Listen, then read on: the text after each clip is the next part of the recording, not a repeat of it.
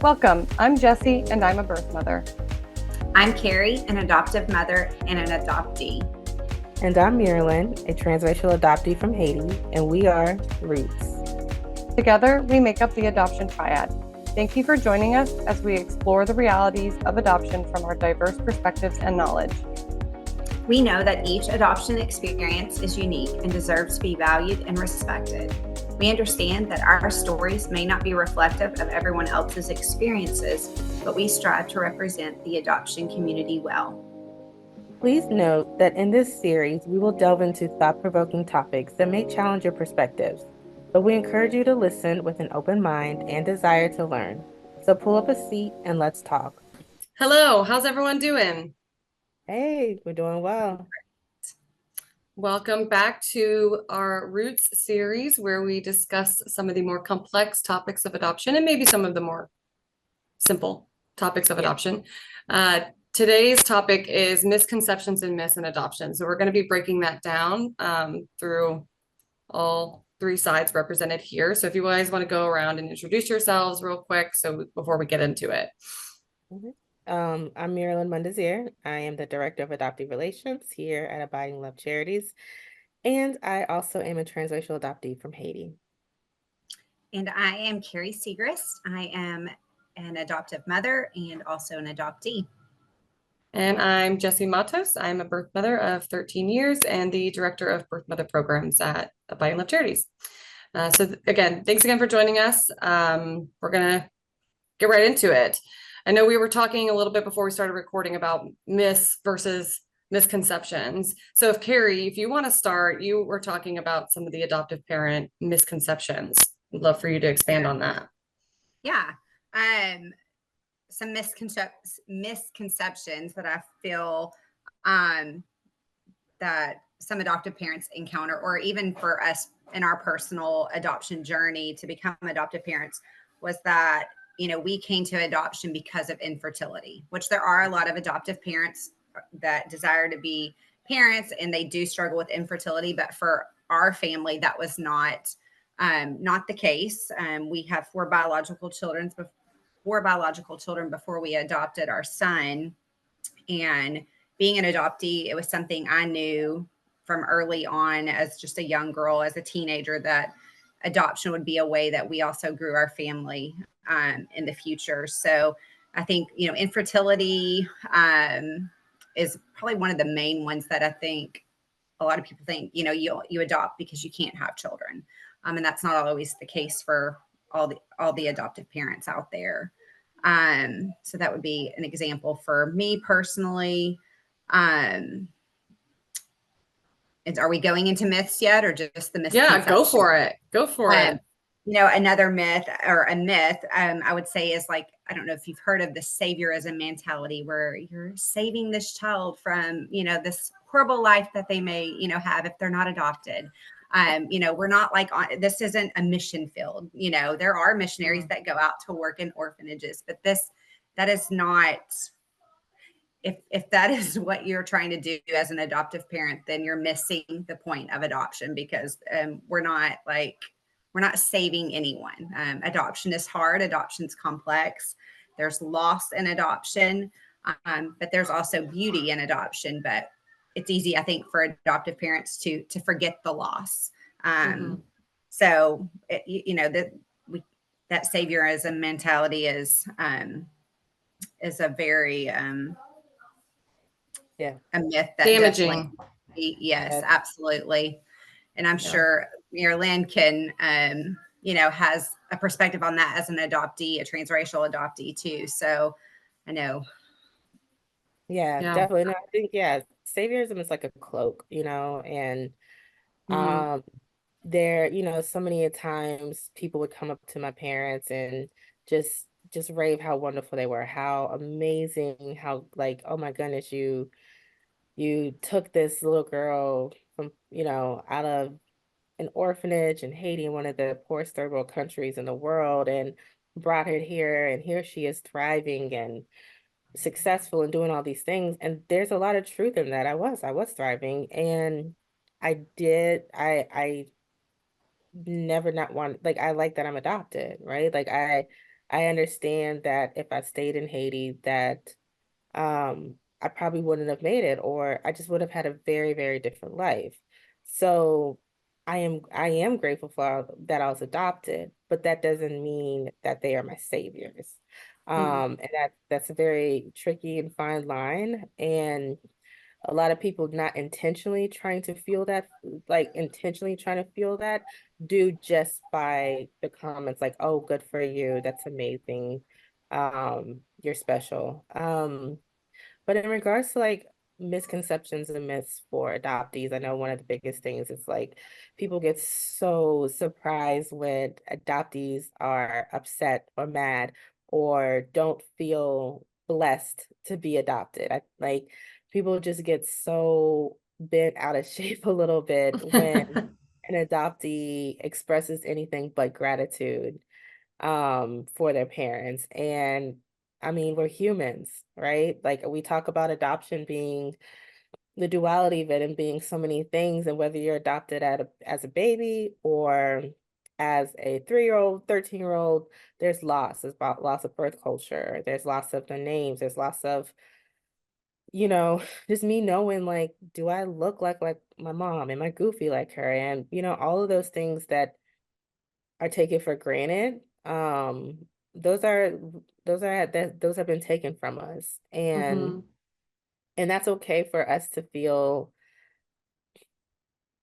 so many feelings about it, and yeah, it's just that misconception. And then another one is that I know being as a transracial adoptee, this was when I was younger, so I don't even know what the misconceptions are now, but that like I was spoiled, right? Like so it it's like, oh, you don't get in trouble. You probably get to do so many things and you get away with so many things. And that's not accurate. My parents parented me. Okay. I wouldn't, I Did wouldn't kids or people say that to you growing up? oh yeah. Oh yeah, big time. Really? Big time. Like, Huh. and I'm just like, mm. because like no, no. So but I find that interesting, but I think it does play into that if they're saviors, if they're these amazing people, then they have to be seen in that light through and through. Like they can't be disciplinarians. They have to like if they're the savior and we're the prize, then you treat us as if we are the prize and on this pedestal. And it's hard for people to kind of grasp the idea that we can just be parented the same way as non-adoptive kids, or we have all those situations where adoptees get treated worse, Mm, and so that that's a myth that or misconception that I went through a lot growing up. Isn't it like 30% of adoptees are like 30% more likely to Mm. be abused in their adoptive homes? Uh, What is the I stat actually for don't know. that? I actually don't know the stat for that, and that's I'm gonna look that up as soon as we get done with this. But yes, it's pretty high, and they say that adoptees are 4 times more likely to attempt suicide or have mental Mhm. um illness, and I believe that the abuse or mental, emotional, physical, spiritual, all that does play a part in that statistic of 4%. Sure. And I think too, like even in this culture of open adoptions, like people think that this is a fix all, but the problem is you're still losing that familiarity. So even if you have a relationship with your biological family, you're not with them every day. Like, my boys that I parent are with me every day. They're so familiar with me. So even if you end up having a relationship, it's not the same, and that Yeah. alone is Yeah, it's probably tricky. challenging. I mean, I know I feel it as a birth mother. Like I have a relationship to some degree, but I'm not familiar in the way that I am with my own children. And so the relationship looks really, really, really different. So yeah, we've got that openness, but there's still loss of familiarity that adds to all of the ungratefulness that, Yeah. we might experience, and that's okay to experience. Like you said, like it is what it is. it's nuanced. There's layers to this, and that's the thing about being a birth mother too. We deal with obviously with a lot of like myths and misconceptions that we're all, living under a bridge and battling addiction, things like that. And that's not always the case. Most people think that we're young, like 16 and pregnant kind of thing, but the average age of a birth mother is in her like mid to late 20s. A lot of yeah. us are parenting before, so we're Mhm. already mothers. One thing when I'm talking to adoptive parents, I'm like, be prepared for the mom to be older than you. Sometimes she Mhm. might be more educated than you. She might have more credentials than you. She might be more successful than you. So all Yeah. of these misconceptions add to, these stigmas related to birth mothers. And in turn, they add those misconceptions into adoptive parents that they're these saviors, these wonderful people saving these children from this really scary person who's going to show up at their doorstep, looking for their kid. Oh my And goodness. I I just know had so a many revelation. Sorry, what? No. I just had a revelation. I was thinking like, I mean, when you were saying that, I was like, it seems like the narrative is being controlled and all signs point towards adoptive parents are the saviors.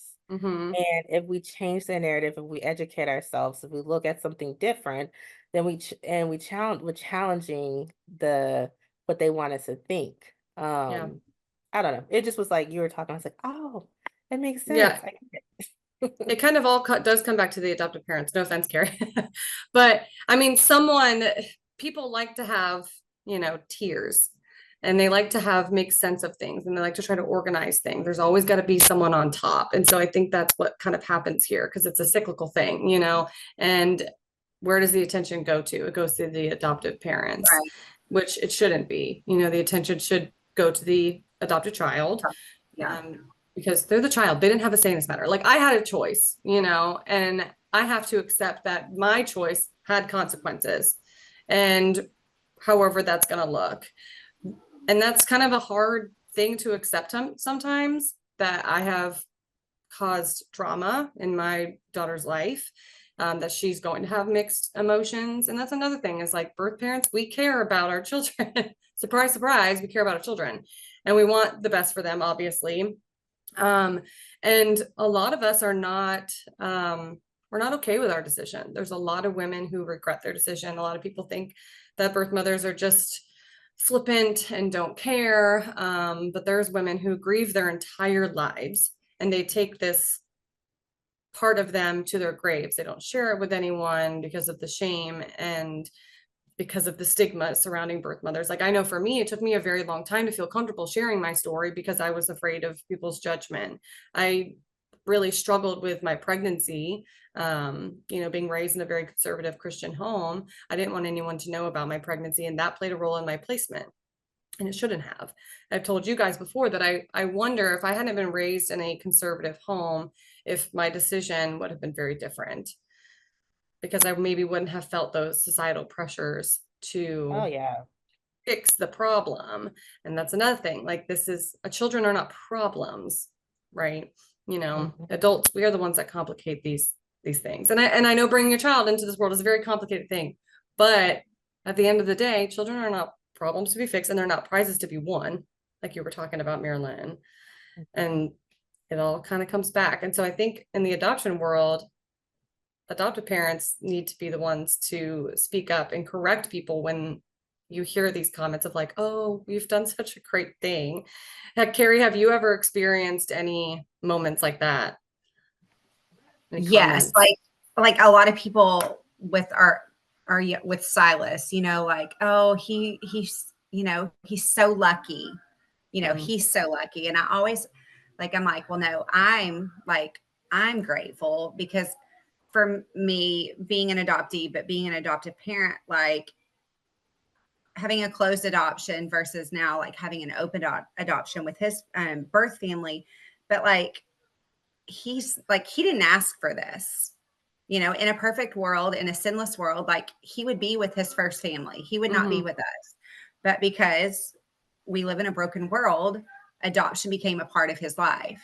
And so, um, you know, I had done a call with a family last week, and just talking about how, like, as adoptive parents, we were chosen. Like, what an honor. Like, he's not the lucky one. Like, and I don't even call it lucky, like just blessed that he gets to be a part of our life despite the circumstances that, brought him to our family. Like, there's brokenness, but there's also the beauty to it. And just to be chosen to fill that role as mom and dad, that he gets to call me mom, but not dismissing the loss that comes with that. And just, but just the, oh, he's so lucky, I'm like, that, like, don't say like, no, Yeah.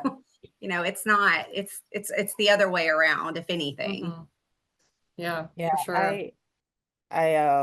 well, and the interesting thing is too, like when I do coaching calls, this is one of the things that we discuss, and a lot of adoptive parents are asking, so what do we say in times like that? What do we do? Because it is usually, when unexpected, your hands are full and you're in the grocery store line, and some person just asks intrusive questions or says intrusive things, and every situation is different, but the whole thing is you don't have to explain your situation. You can still be kind and not take in that, one of the things that I like to flip things. I've always liked to flip things on their head.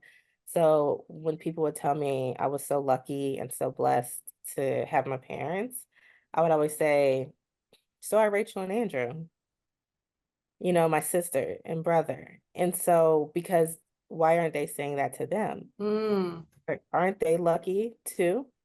Aren't they That's a lucky good, that my that's a good parents, my point. mom chose life for them? Yeah, Because even like, and so that's flipping good. flipping on their head, will pause and really think, oh, like, what am Yeah, I saying? So yeah. that's a good Yeah, one, Marilyn. I think most people, like, their hearts are right. Like, they have the right, like, it's just they're not thinking about it before, it comes out of their mouth. And then when you bring it to their attention, they're like, oh, that does sound bad. Like, that doesn't sound good. Right. Yeah, You But that's can where the teach education, people. that's where, like, it becomes Exactly. something normal that we talk about, and we can educate people, and it opens their eyes to truth, and then they can correct those things. And Exactly. yeah. Because I think once you get it, you get it. It just takes people a Mhm. long time because they just get really stuck in this idea that like adoption is this beautiful, wonderful thing, which, yes, it can be. There are many elements of it that is, and that's just life in general. So if we look at any situation, there's nuance to it. There's the both and, which is such a common term in the adoption community because it's not so black and white. It's not so simple because humans are not so black and white. We're not so simple. We can't oversimplify this process. Otherwise, we're going to get ourselves into some trouble if we do. Mhm. Birth moms are not people to be feared, which, I posted a couple times on my Instagram and like social media and stuff after attending events with other birth mothers. I'd be like, oh my gosh, like so scary. Like, look at this birth mother. She's so scary, like just joking. And I get a lot of messages when I post those. People think they're hilarious because we just assume that like birth mothers were just like wallowing in self-pity all the time. And we're not. Like we're living our Mhm. lives. And, a lot of us again are thriving and doing really well. And, it's frustrating even when I get those comments when I tell people and they don't know what to say. And they're like, oh, you're so brave and you're so strong. And that's one of the, I don't want to say it's like annoying to hear. But I'm not brave. Quite frankly, I was terrified, and I'm not strong. It was like the only option I had really. And so when I'm working with parents, because one of my little side gigs is talking to prospective adoptive parents while they're making their profiles, and we tell them to avoid the words brave and strong, because it's just kind of one of those like easy words to throw out there and it feels insincere, and it doesn't acknowledge like how challenging the situation can be. So a lot of times it's just validate like, oh man, that must have been really hard. It's like, yeah, it was actually, and that goes for any situation. Anytime someone is grieving or going through something challenging, you validate what they're going through. You don't try to like fluff it up and, oh, you're so brave. Oh, just like how adoptees, oh, you're so lucky, and I understand that people just don't know what to say. So those comments just kind of come out, but there are alternatives. There are better things that you can say to someone. And a lot of times, maybe it's just not saying something at all is, Exactly. Yeah. the And right one thing to thing do. I want to make a point too for anybody who's listening, like this is not just directed towards adoptive parents. I had misconceptions about about birth parents. And adoptive parents. Like I had a very skewed view, and my view has changed. And being part of this, being working for this company and being able to work side by side with ladies like you that were all in this adoption triad, um, I've gained so much more depth and respect, and the words are, I have better words to say. So this is not, don't think because, if you're an adoptive parent that you're the only ones that can learn. Adoptees Mm. can learn. Birth mothers can learn. Birth fathers can learn. Like this is about growing. I didn't have I did not have the best outlook of birth mothers. I didn't. And I felt kind of ashamed about that for a while. I didn't But either. I yeah, was one, and I, yeah, yeah. I didn't want to be one because of that. I didn't want to be Mhm. associated with the birth mother community, and I fought that for a really, really long time. And that didn't do But me any good, though. that's a whole other conversation with but it's, and you say that how people make these assumptions about birth mothers. Like I think that in a sense, quote unquote, y'all seem scary because the world has made so many assumptions of you that you have to put on this guard. Like, I just see that sometimes there's a guard and Hmm. there's like a protection. Like, I guess I feel like I'm guarded, so maybe that's why I'm seeing it. I'm a very guarded person just in general. So, because everybody's trying to control this narrative about all Hmm. of our lives, all the people involved in it. And we feel like nobody's listening. So if you're not going to listen to me, if you're trying to control my narrative, then I have to do something to protect myself. Right. And it's gonna come off as, oh, being mean or whatever it is. It's just like, no, like tired of getting beat up on. Yeah. And I just lost my train of thought, but we were talking about, yeah, misconceptions. Oh, and how birth mothers, because we're seen as like so scary and this thing to be feared, those of us who are in open adoptions, there's almost this pressure to perform. There's no room for error because of that, because people are already going to assume that we're going to mess up.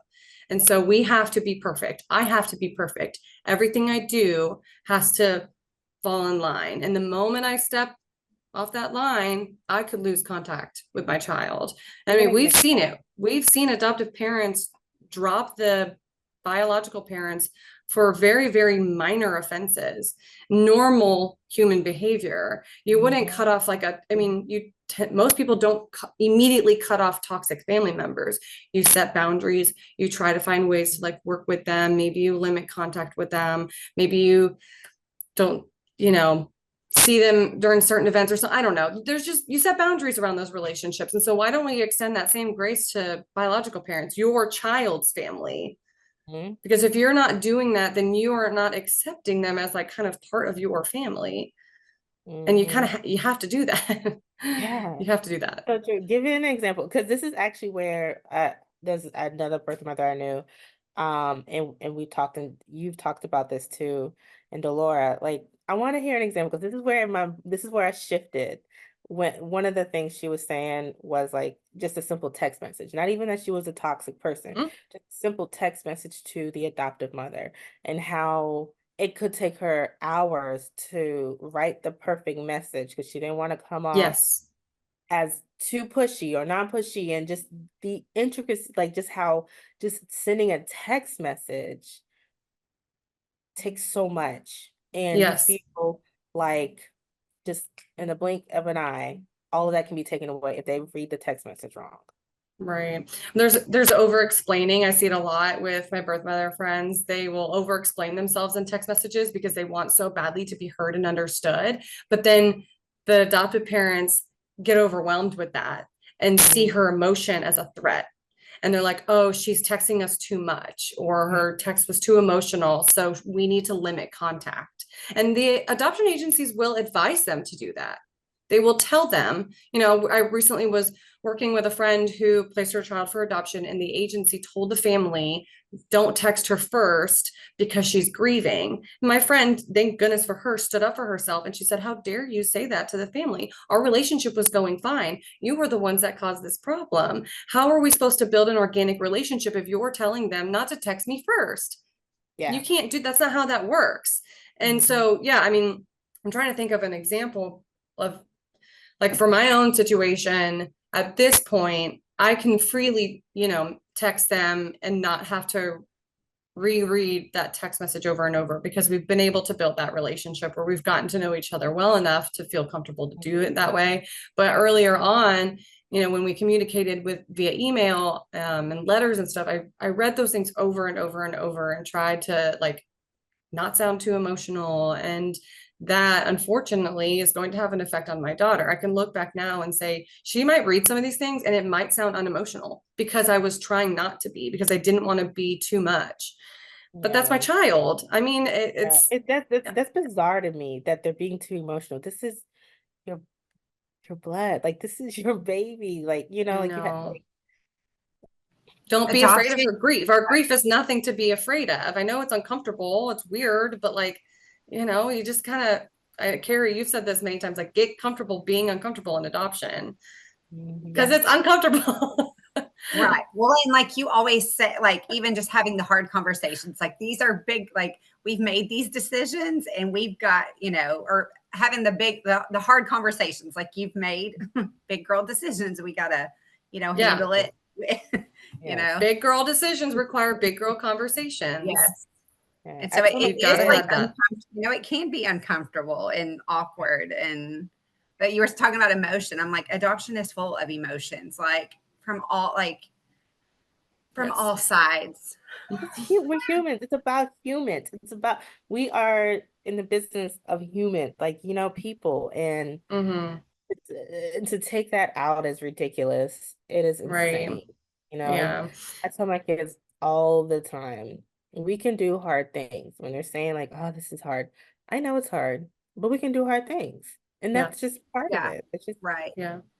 And I think Life is hard. sometimes, as just different members of the tribe, but, like, what if we thought about it from the perspective of a birth mother? Like, what if we put ourselves in the shoes of a birth mother? Like, how would we respond? Like, how would we want to be treated? Like, putting ourselves in the shoes of other members of the triad and really looking at it that way, instead of just solely, focus on, I'm the adopted mother. Like, but think about your adopted child. Think about their birth family. Like, we should put ourselves in their shoes sometime and really think, okay, how would this make me feel? Like, what would I want if I were in their shoes? Right. And I think a lot of these misconceptions prevent adoptive parents and birth parents and adoptees from pursuing community, because they don't think that matters. They don't think having other people with shared experiences in their lives make a difference. But I'm not an adopted person. I don't know how that feels. I can kind of maybe piece some things together and empathize, but I don't know how that feels.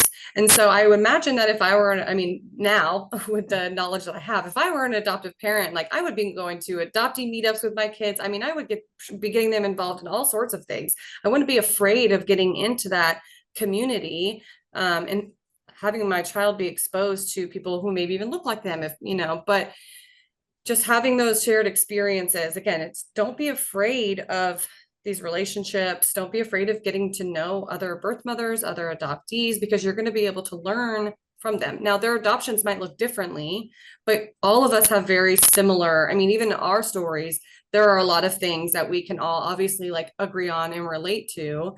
And so if you're not exposing yourself to people within this community, you're not going to learn anything. You're not going to be challenged, and you can't grow if you're not challenged. Exactly. I'm better. We are all better for this. Like Mhm. working, I mean, I'll be 2 years in July, and I am just so much more better person, thoughtful, um, have so much more empathy for all, people in the tribe, and it's going to continue to grow. And I love that. I think a lot of people don't want to put themselves in a situation where they're at adoptee meetups or meeting Mhm. other parents, because I think people don't like to have to look inwardly Right. and get self-reflection and have some self-awareness. So if yeah, so being exposed to other things is going to make you have to look internally, and a lot of people are scared of that. I mean, Mhm. I understand, um and that way they can control the narrative. If they Right. don't get to know you as a birth mother, see you as human, see you as feelings and emotions and full of love and care, then they can easily control the narrative and push you aside and say, "Oh no, she was careless. She doesn't deserve to have access to her child." No. Right. Yeah, if we're not exposing ourselves to these things, we're going to continue to hold on to those misconceptions and those myths that we've created in our mind or heard elsewhere. It's Yeah. unfortunate, but we got to do what we got to do, and we need to be good stewards of, the skills that we've been given and of our children, and that means putting ourselves into situations that might challenge us and make us uncomfortable. We have to face these stigmas and break these stigmas. And, unfortunately, the adoption community and even society, they don't really like to listen to birth mothers. They don't like to listen to adoptees. If we express anything other than gratefulness, like you're talking about, Marilyn, we're automatically written off as like angry. And I don't know, like I'm an intense, passionate person, but I'm not like angry, you know? Yeah. I have this bumper sticker in my mind. I'm like, please don't honk at me because I promise you'd like me in real life. If you just like lean in and pay attention to someone. I hate being Yeah. honked at. But yeah, like it's just Right. if you lean in, if you really like sat there and took the time to get to know me, like we're not that different. Hmm. We all have a common goal. We want our children to be happy, and we want them to know that they're loved, that we want them to be supported and successful. And if we can kind of come together with that, then I think that we can kind of break through some of these stigmas that we might hold on to. But our time is getting up. So Yeah. does anyone Well, this have is any good. last few remarks? I feel like we could talk about this for hours and hours and hours. Mhm. But yeah, before we go, does anyone else have any other last minute comments on myths and misconceptions, or anything you want to say to the adoption community or adoption professionals, and how we can break some of these stigmas aside from some of the other things that we've talked about? Um, I would just say, just keep encouraging. I like it. Jesse used the word echo chamber a lot. Um, put yourself in places where you're uncomfortable. I go to a lot of adoptee meetups, but I also am actively and intentionally putting myself, talking to adoptive parents, talking to birth mothers, and we really just can't be scared. We just have to continue to grow and want Yeah. more. Um, I I would encourage you, yeah, don't just watch this and be like, okay, find something, do something, find a takeaway, and maybe set a goal that, okay, you know what, I'm going to, if you're an adoptive parent, I'm going to try to sign up my child for an adoptee camp, or something like that, or I'm going to go to a support group for adoptive parents.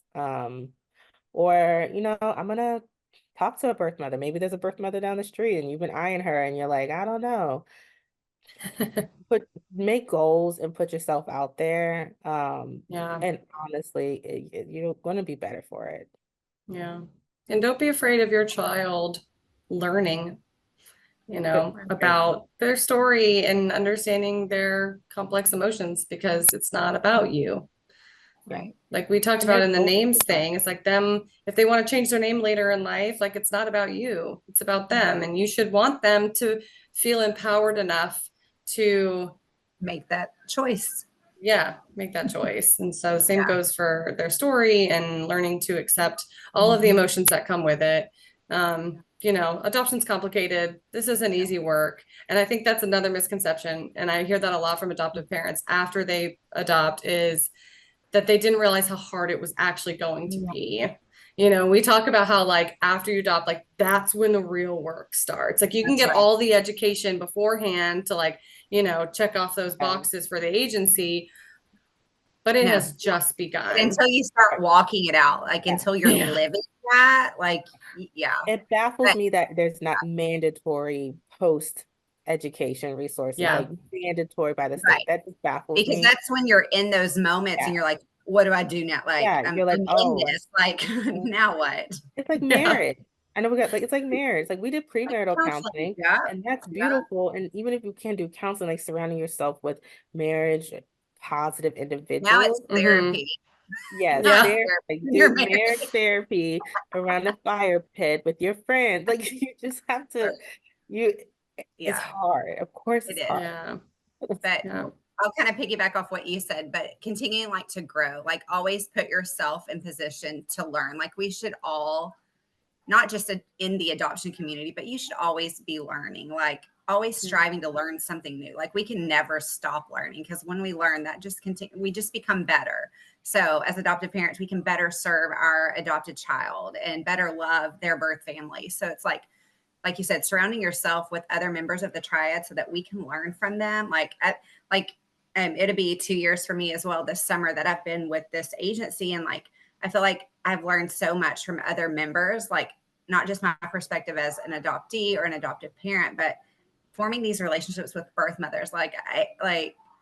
It just has opened my eyes to so much more, and having empathy, and just, like, y'all are human. Like, we're all just humans. Like, we are normal people, just with different stories. And, like, sometimes I think we overcomplicate things and don't complicate important things enough. Like, it's like we overcomplicate it. Like, we're humans. Like, like, we mess up. We just try to do better. Like, it's like exposure therapy. Just, you have to have those relationships, because that's helped me too. Learning from adoptees and adoptive parents, and just getting familiar with the different people that are part of the adoption constellation. Even lean in, pay attention, and challenge yourself. That's how we're going to make this change. So that's how it's going to work. So, well, thanks again for listening. Tune in next time for our Root series. Delora couldn't join us today, but hopefully she'll be with us next time. So thanks again, ladies, and I'll see you next time. All right, bye-bye. Bye. Bye.